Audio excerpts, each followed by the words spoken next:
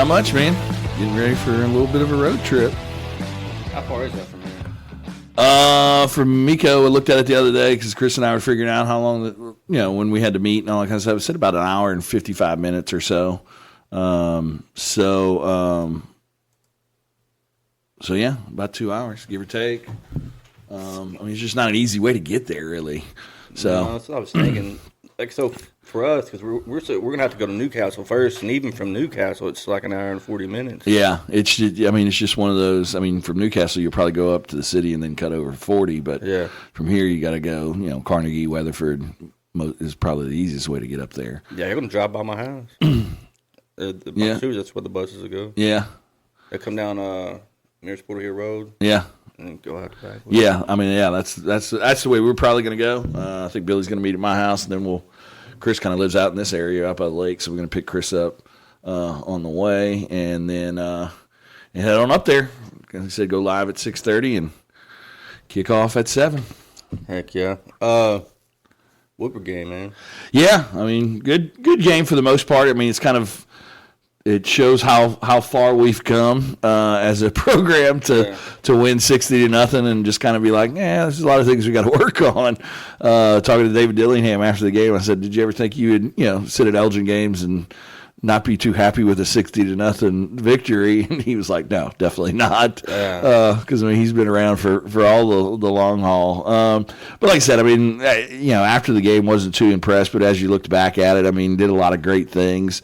Scored in all three phases of the game, which is pretty difficult to do, and we were able to do that. Bryce had the punt return touchdown. Yeah. Ritson had the pick six, and then obviously had all the touchdowns there on the offensive side of the ball. So, like I said, saw some good things. We talked about it a little bit last week on the podcast. I got some of those young kids in and getting some reps in some meaningful games. Dalvin Clark had the big 89-yard touchdown run, which was cool to see him to score. John Lohman had a touchdown as well, which was good to see him get on the offensive side of the ball and get some touches and get a score there as well. As far as the first half goes and the offense and just kind of the way it went, like I said, I'll start off well. After about 14-0, kind of we talked about it a little bit during the game, and then talked about it with Coach Wyatt during the coaches show at Burrito Miko. Kind of took our foot off the pedal a little, and kind of got a little lackadaisical with the way we were doing things. It was good to see that. It was good to see them kind of kick it back into gear and kind of finish the game off the right way, finish the first half off the right way. But yeah, after about 14-0, it just kind of looked like. The kids kind of thought it was ho-hum, another easy victory. Kind of took her foot off the pedal a little, but was able to kind of, like I said, regain some momentum and kick things back off and finish it off good. Caden had another good game. Like I said, I think he was 12 for 15 or something like that. Yeah. I got season stats here, but not individual game stats. I think he was like 12 for 15 again. For the year, he's completing 77.4% of his passes, which is pretty cool. We talked about it last week. That's hard to do sometimes on air. Right. So he's doing good. Had the has 8 touchdowns now for the year. Had 4 last week. The 1 rushing touchdown on kind of the errant snap. But did have another fumble. Something he's got to work on there, and then did have his first interception. So it was good to see him bounce back from the interception. It was kind of a seam route. Sometimes you want that receiver to kind of settle down in that hole a little bit better. But at the end of the day, it still was kind of an errant throw, but like I said, good to see him bounce back from that and not have any issues there. But yeah, overall, like I said, good by all phases of the game. Obviously, no matter when you get a shutout, it's a big deal. It was good to see those young guys kind of have that goal line, first and goal type stand there at the end to preserve the shutout. Like I said, then Bryce Martin, not usually a punt returner, but was able to get his hands on the ball on that punt return late in the second half sometimes and get in there for an end zone. like I said, whenever he has his hands on the ball, I know he doesn't get his hands on it that often from the defensive side, right. but when he has his hands on the ball, I mean, he's a dynamic playmaker, and so it's good to see him. Could be a weapon, down to use in the future. Obviously, we like having Ritson back there, but I mean, it might give Ritson another opportunity to get some rest if Bryce can handle him and do some of that stuff. Bryce is good, man. He's always been like quick twitch. Yeah. I mean, like I said, what he lacks in size, I mean, definitely makes up for it and quickness and speed and things like that. And like I said, another good game by him. Just a great game by the whole entire defense. Like I said, Coach Baker does a great job with those guys every week. But said kind of first drive or two had a first down or two, so he was kind of like, okay, well, this is maybe a different Woodward team. But then they kind of buckled down, and from there handle business. And like I said, important victory. Get a big victory. Obviously, start district playoff 1-0, get the full 15 points as well. So, yeah, I mean, it was a big victory for us. And then this week, Elk City was able to take care of Cash 19-7. So both of us are coming in undefeated and should be a good matchup against the Elks. You got the players of the game? All right, so that's a funny story. Well, not really funny, but kind of like Hillcrest last year. Coach Wyatt kind of sent a message talked a little bit about it during the coaches show. Didn't name players of the week this week. Okay. Not that anybody didn't deserve them, because there were a lot of good performances and things like that, but didn't like the way that they handled some things during the week in the classroom and potentially on the practice field. And it was kind of one of those message type deals, kind of like they did last year with Hillcrest and the Black Flag situation. We're not playing up and living up to the standard of what an Iowa football should be, and hopefully that kind of makes a point, and you see kids kind of clean some of that stuff up. So not anything in particular, but just and Coach White didn't point out anything in particular during the coaches show or any conversations that I had with him, but just like I said, just not playing up to that standard and wanting to kind of show, hey, yeah, it's great and wonderful that we won 60-0 and this, that, and the other, but at the end of the day, I mean, we've got to play to the standard that we've set, and not only on the field, but also the standard that we have off the field. Because we talked about it a ton last year, and we've talked about it so far a ton this year. I mean, most of these kids are very, very good kids, and come from good families and all that kind of stuff. But at the end of the day, got to make sure that you're doing what you're supposed to be doing, not only on the field and at practice, but also in the classroom, off the field, at home and things like that. So, like I said, you won't find players of the week because of that, unfortunately. Who would you have gave offense to? So during our broadcast, we gave it. Obviously, Caden had a great game. With 5 overall touchdowns, 4 passing touchdowns. But we thought Joey Ariano played his best game. Okay. 3 catches, 68 yards, and a touchdown. So we gave it to him. Thought he played his best game as an Owl. Like I said, Joey's got a ton of ability and a ton of talent. Probably our best overall route runner as a receiver. Unfortunately, last year kind of had that injury, so kind of not wasted a year, but didn't get as much probably reps as he wanted to. So he's still kind of coming back from that. Early in the year too. It was early, yeah. So I mean, he kind of, like I said, kind of got behind the 8 ball a little there, but he's back healthy now, back to where he was prior to the injury. So it was good to see him, like I said, because he could be a really good weapon for us, because he's dynamic with the ball in his hand, and he's unbelievable running routes and in and out of those breaks and things like that. So we ultimately gave it to him. On the defense, we ultimately gave it to the whole defense and Coach Baker. I mean, anytime you can get a shutout against the team, I mean, is pretty impressive feat.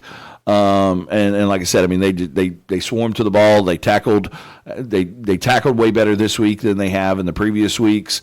So not to saying anybody didn't shine or anything like that. Obviously, Ritson had the pick 6. Phillip played fairly well as well. Tiny played fairly well. Jack Deal filled in for Kaysen well as well, and the defensive line always does what they do. So some good individual performances. But at the end of the day, when you hold a team to nothing, and like I said, you even had those young guys come in at the end and was able to keep that shutout in place. We just decided to give it to the whole entire defense. Kind of a cop out to a certain degree, but hard to like I said, hard to pick just one when you had people at all phases, all three phases, whether it be the front, the linebackers, or the back end, play well. So, like I said, we ended up riding along with the whole defense as a whole. Special teams? We don't name a special teams player, but Will obviously stepped in and did fairly well on the extra points and stuff since Ian was out. Ian, I think, is back this week, so we should have him back. Did well as also on his kickoffs and things like that. And then obviously Bryce had the big touchdown. Punt return touchdown as well. Corday went back there once or twice too to also catch some punts. So he did well. Corday did well on offense as well. Had a catch or two and kind of showed why we're excited about his ability. When he's got the ball in his hand, he can make a lot of people miss, and he's a lot like Joey too when it comes to route running and in and out of breaks and things like that. So it was good to kind of see him. Kind of got banged up a little in that Newcastle game, so it was good to see him back out there healthy and ready to go. Everything. The first play of the game was super cool. Obviously, we talked a little bit about it with Coach Wyatt. We've taken the ball all four, whether or not all 4 games so far. Last year, I think we took it all 14 games as well.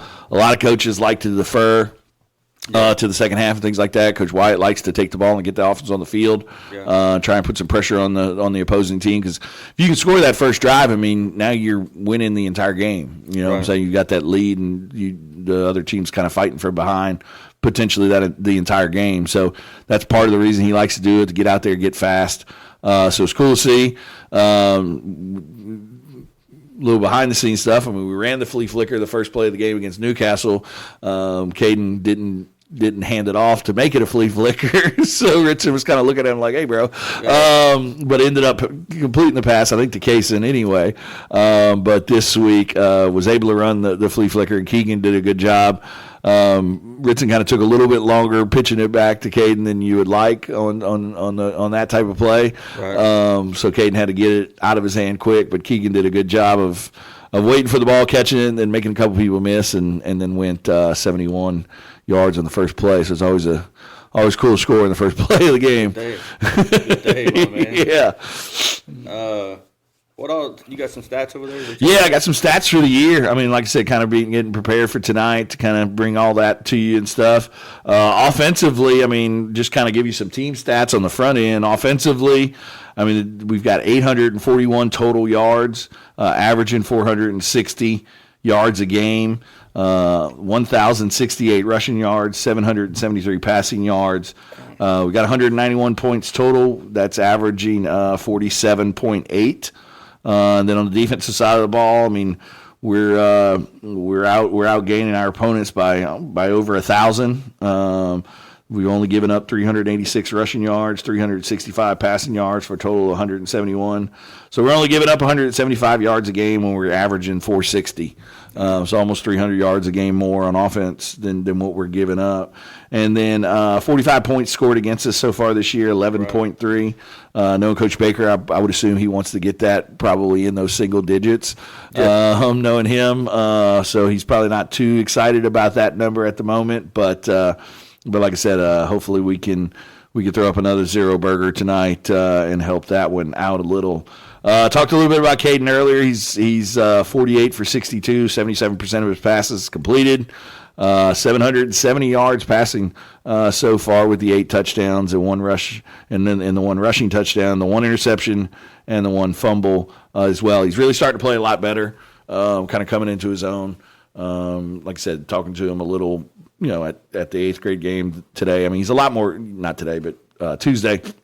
He's a lot more comfortable back there now. He's a lot more comfortable in being the guy. Right. Understands kind of what that means. I mean, still some learning to do there. I mean, he's got the playbook mastered and some of that type of stuff. But like I said, as a quarterback, you're always constantly you're the most critiqued person probably on the team because that's just what everybody knows. He gets the ball every time. Yeah, he gets the ball every time, and I mean, it's just with that position, you're just forced into being a leader and things like that as well. So some things he can still work on. Ball security. Like I said, only the 2 turnovers in 4 games, which is not a bad deal at all. But like I said, kind of when he moves around the pocket, he's got to get a little bit better with 2 hands on the ball. Right. Kind of drops it and kind of has it in one hand down low. Fumbled again. This time he fumbled out of bounds, luckily, so no against Woodward, no turnover there, but kind of did the same thing he did against Newcastle a little. So he's working on it, and I think he'll get better at it every game. Things are starting to slow down for him a little. So really looking forward to like I said, seeing him mature and really looking forward to seeing where he's at, week 7 or 8 next year to really understand that. Ritson's got over 600 yards of total offense, 519 rushing, 90 receiving, 14 total touchdowns in 4 games, 12 rushing, the pick 6 and the punt return. So, and I mean, like I said, on offense, on defense, he's got 2 interceptions. He's got several forced fumbles. I mean, just Ritson stuff there. Braxton's got 220 yards rushing as well. The 2 touchdowns. Also has 49 yards receiving. Had the 1 receiving touchdown last week, which was good to kind of see. This year we're using Ritson and Braxton a little bit more in the passing game, which is good to see. Because like I said, I mean, if we can open that passing game up, and Caden's doing a good job of it, it just allows Ritson and Braxton so much more room. Yeah. A lot of times we're setting up the pass with the run, and at the end of the day, I mean, most teams are going to load the box against us because Ritson is who Ritson is. Right. So it does allow Caden some opportunities on the outside with some one-on-one coverage and things like that, and Caden's really taking advantage of those. But the more and more Caden starts taking advantage of those, the more they're going to have to, unload the box a little, right. And then that's going to give a lot of room for Ritson and Braxton to kind of run free. So that'll help us moving forward. If Caden can continue to progress and complete as many passes as he does, and a lot of those ones that are downfield, that will open up the running game as we get further along in the season. So that's pretty cool there.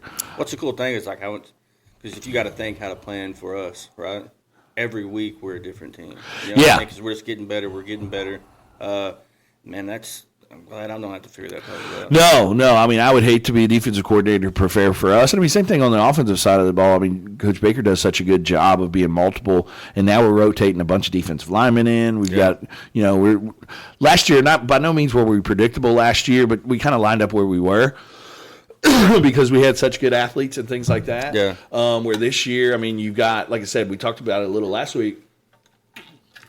With those defensive linemen and all that kind of stuff that we're rotating in and out, we're starting to get to a point where we know, okay, this is going to be our run stuffer. So on run stuffing downs, we're going to put this group in. We're going to put this group in passing situations and things like that. So we're kind of specializing on some of those guys. But like I said, still do a good job of kind of rotating those guys in.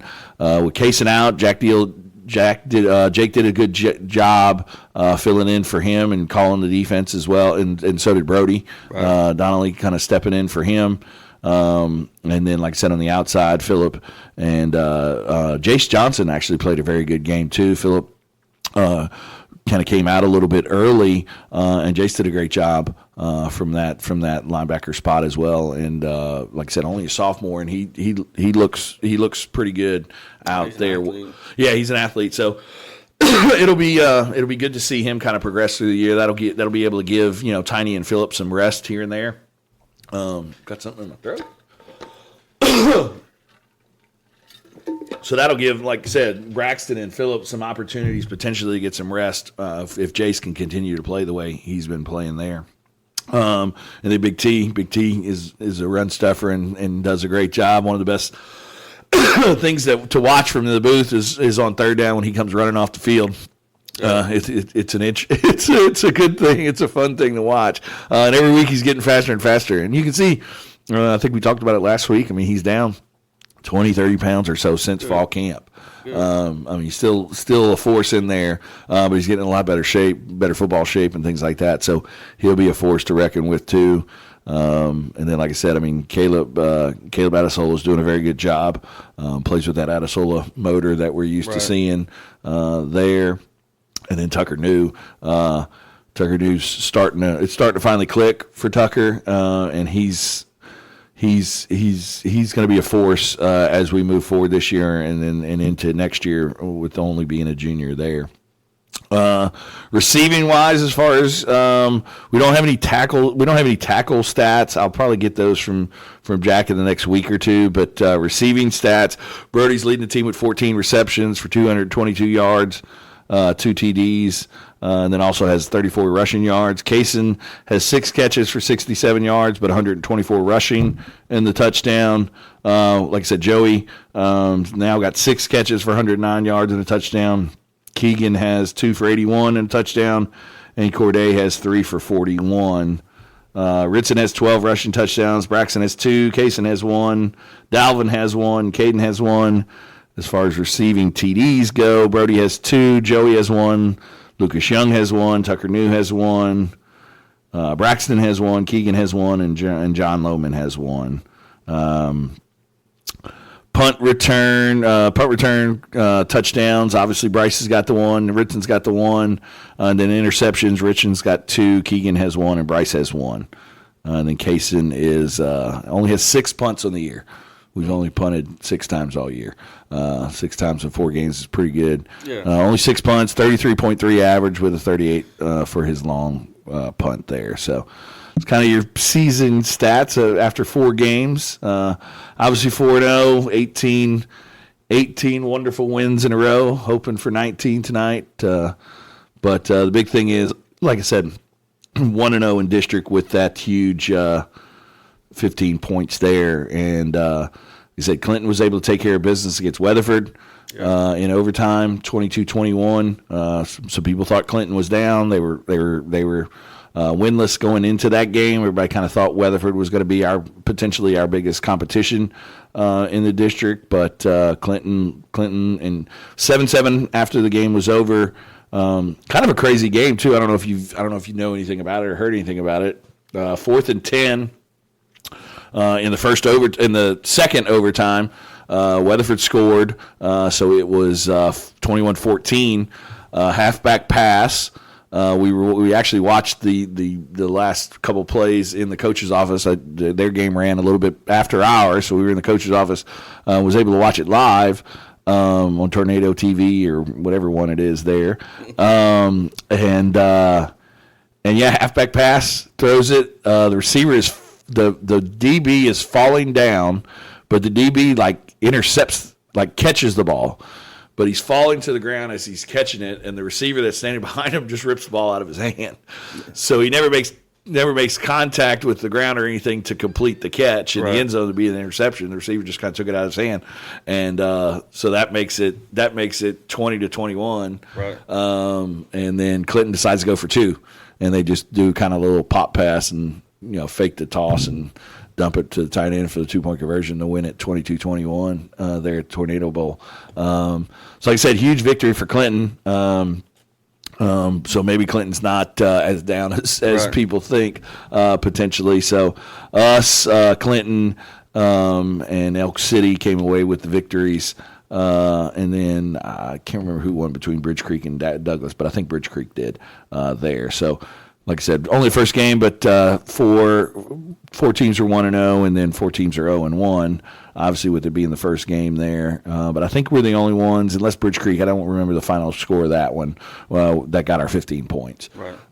So like I said, that's a big deal for us moving forward with that playoff seeding. So Elk City, my man. Yeah, Elk City. I mean, it's going to be a tough game. I mean, it's a little bit, like I said, you got a road trip. It's on a Thursday, so you had a short week of practice. Kind of had to condense things a little there.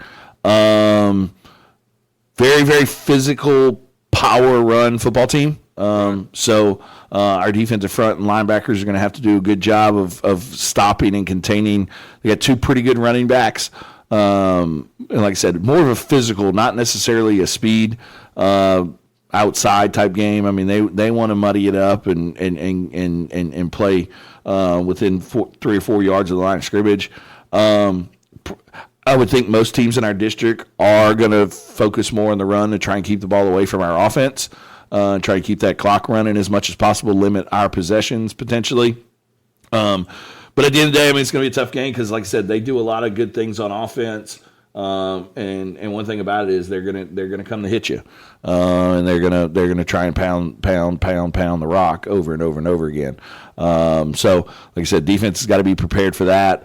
And in the backfield, Brody and John and Bryce and Keegan and Corday and those guys are gonna have to do a good job as well, not lulling themselves to sleep.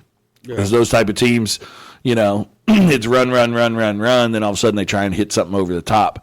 And if you're not playing with good eyes, you're not playing with good leverage, and you get lazy, they can hit a big play on you in the passing game. And that's kind of how they operate as an offense. So those guys are going to have good eyes, but they're still going to have to be able to come downhill and make some tackles as well because like I said, they do a good job of blocking up front. Their offensive line is fairly large. And those running backs are, like I said, big power runners.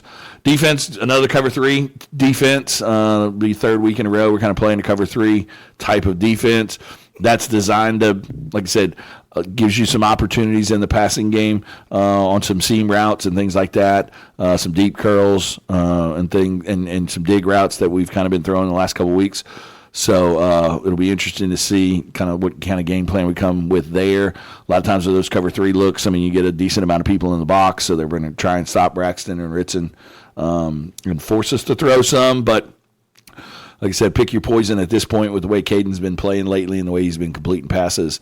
And like I said, you saw it in that Woodward game. I mean, by no means did we abandon the run, but Adam, I think Coach Castro is getting a lot more comfortable using Caden, not just on throwing downs. I mean, he's willing to open it up a little on first and second down and take some shots and things like that. So, said should be one that we should win. Completely honest there, but like I said, you got to come to play. That's every game's 60 minutes. Well, not 60 minutes. I think in high school it's 48 minutes. Every game's 48 minutes. You got to play the full 48 to come out with a victory and things like that. But I think if we play up to the standard, and that's one thing we talked a little bit about with Coach Wyatt. I mean, at this point in the season, I mean, you want to get better every week. We haven't been perfect by any stretch. I mean, yeah, we're looking pretty good, and we're 4-0, and ranked either first or second in whatever publication you want to see. But at the end of the day, we're not playing our best football yet. So what you want is to kind of be rolling into the playoffs if you're able to make it, playing your best football. And our best football is yet to come. Like I said, we've played some fairly good games and had some pretty good individual performances here and there, but I don't think we've played a complete, perfect full game yet. Right. So that's kind of what we're striving for at the moment. So every week just got to get a little bit better at that, and then also got to get a little bit better on the little things, penalties. We've got a decent amount of penalties, so we got to cut down on some of those. We got to fix some mistakes. One thing that's frustrating to coaches and anybody that's ever coached, it's frustrating as a parent too. I mean, you mess something up one week and then you come back to next week and do the same exact thing. And we have some of that going on here and there. So like I said, I mean, I obviously use it as a learning tool. I mean, nobody's mad at anybody or anything like that because we're still, taking care of business and winning the games. But at the end of the day, like I said, coaches and parents as a whole. I mean, if I tell you to clean your room on Monday and Tuesday I'm having to tell you the same thing, we're all here. Yeah. I thought I told you that. I thought, did you learn from your mistake? Things like that. So to put it in perspective for those that aren't coaches, that's kind of how the coaches are right now with certain things. There's a lot of good. When you're in the position that we are right now, there's a lot of good, but but as coaches, and we talk about it all the time, I mean, coaches are kind of perfectionists, and nothing is ever perfect. So you've always got to find something for your team to get better at, and like I said, cutting down on penalties, and then taking care of business off the field. There's nobody's gotten in any trouble, or nobody's any of that type of stuff, but just little things in classroom, at practice, and things like that got to clean up as well, that are important. And I think sometimes 14, 18-year-old kids don't always think everything's as important as we do as adults.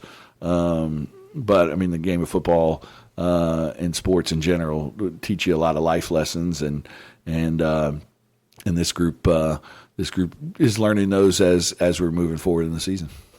Yeah. We didn't go over the honors. Sixth captain, Jackson Deal. Yeah, Jackson Deal's had a great year so far. I mean, really turned it. Like I said, last year was kind of that unknown guy of being the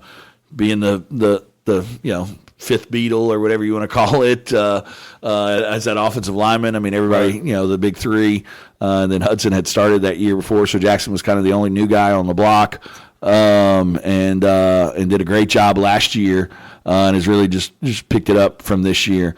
Playing a little bit more defense this year as well, so it's good to see that. So that's a very deserving award, and becoming a leader. Him and Jake both do a good job with that.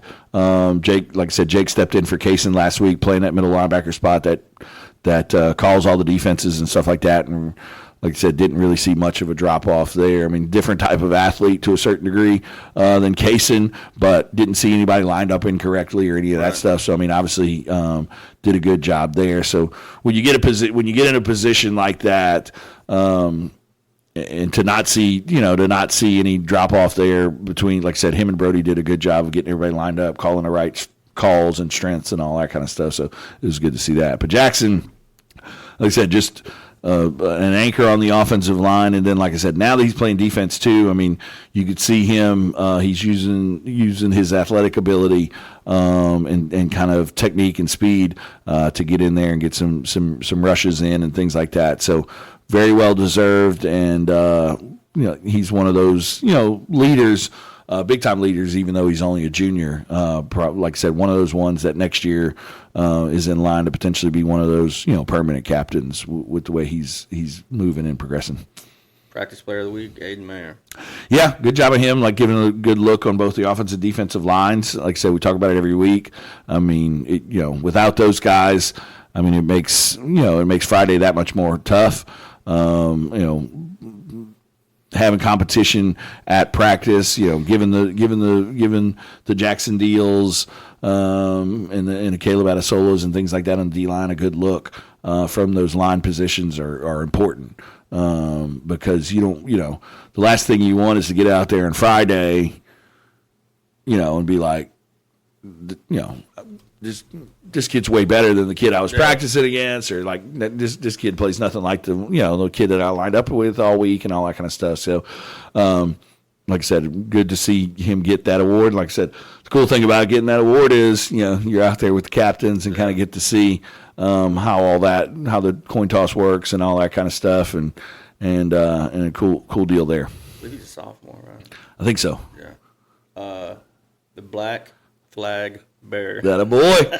Braxton Antuna. Yeah, I mean, like I said, been solid on the defensive side of the ball for 2 years now. Yeah. Like I said, last year had no idea how he was going to play there, if he would hold up, if he was big enough or whatever, and turned out to be a game changer at that position, and just kind of carried that on into this year, and expect him to do the same thing next year as well. And like I said, the offensive side of the ball gets a lot of publicity, and he gets a lot of publicity on that end from scoring touchdowns and making the big runs that he does and all that kind of stuff. But very, very valuable for us on the offensive side of the ball, but his true value for us right now is on the defensive side of the ball. And he is a very good high school outside linebacker.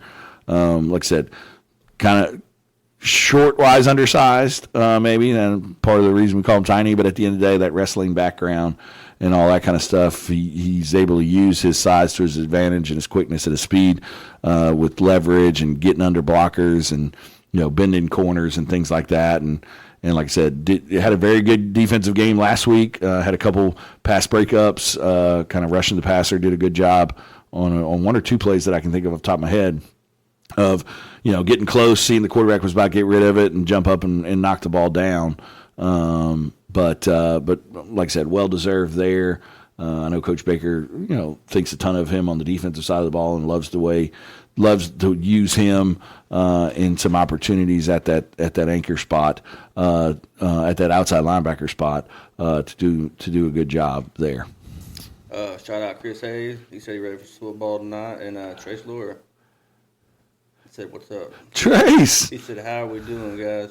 Doing great, my man. Good to hear from you." Good to hear from you. I think he's back on his throwing routine now, so looking forward to Trace getting some maybe some run this year up there on the baseball field. Like I said, had a little bit of a elbow injury, surgery or whatnot during the summer.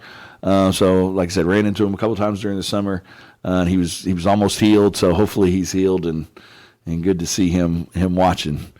Yeah, he's a hell of a quarterback. He was pretty good. Yeah, played a long time. Got a lot of records. Yeah, he did. It was 4-year starter, right? Yeah, I mean he started. Yeah, about I don't know if it was game 2 or 3 of his freshman year, and then from there, kind of ran with it. And like I said, I mean. And then broke all his brother's records. It's always pretty cool. Yeah, Thanksgiving dinner's probably always fun. You might have been more talented, but I won state and have all the records. Yeah. That's kind of that trump card. Yeah. Okay. Shit, man. Final words? Final words. Like I said, I mean, Thursday night game, kind of a weird deal since it's not fall break to have a Thursday night game this kind of early in the season.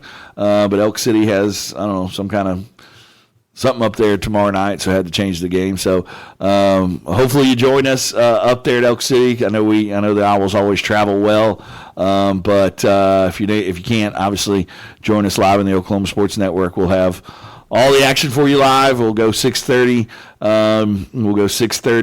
Pregame show, 7 o'clock kickoff. Hopefully our camera guy makes it there in time and close. We'll be there. And does a good job tonight. But yeah, we're excited about this one. Another opportunity to get better. Another opportunity to potentially continue on with the win streak. Continue on, with the undefeated season and help a district play out. Would love to get those 15 points again. But at the end of the day, 2-0 in district is a cool thing to be. So come on out to Elk City. If not, watch us live. Here's your excuse to show up to work late on Friday. I'm signing everybody's permission slips. Enjoy the game and then enjoy your Friday. You'll have a Friday off this week, and then we'll be right back next Friday in the friendly nest with Bridge Creek, I believe, coming up. Huge shout out to the softball team as well. Levi and those guys are set to host a regional sometimes next week. We're working on dates and details. We might have that live for you too on the Oklahoma Sports Network. I think they're matched up with only 3 teams in their regional, so they're going to get a first round bye. But then they're matched up with Midwest City and Lawton.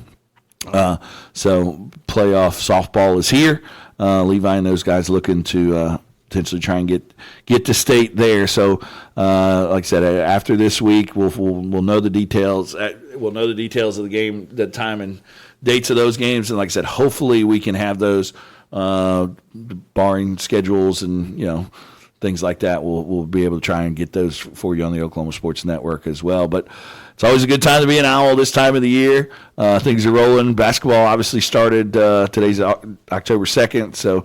Everybody circles that October 1st day as basketball season starting. So got a new wrestling season as well. Got a new coach on the basketball side of things. You guys got a couple new coaches on the wrestling side as well. So it'll be good. It's a good time to be an Owl. But at the end of the day, tonight it's all about football, and hopefully we can get up there and take care of the Elk City Elks. Yeah, I mean, it was very creative of them. Yeah. They went out on a limb.